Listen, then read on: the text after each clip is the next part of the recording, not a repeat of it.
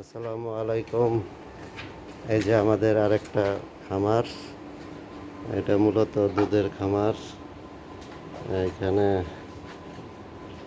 হচ্ছে গরু,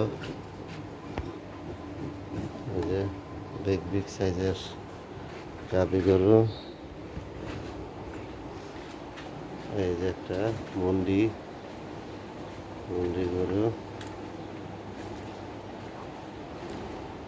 এই যে একটা বকনা। এই যে আমাদের ওই বড় গরুটার বাচ্চা, মাশাআল্লাহ 1 বছরের অবস্থা দেখেন। এই যে আর একটা গরু, ষাঁড় গরু। আর এই যে আপনার লাল গাভীর বাচ্চা এটা। আর এটা হলো মুন্ডির বাচ্চা। সবাই ভালো থাকেন।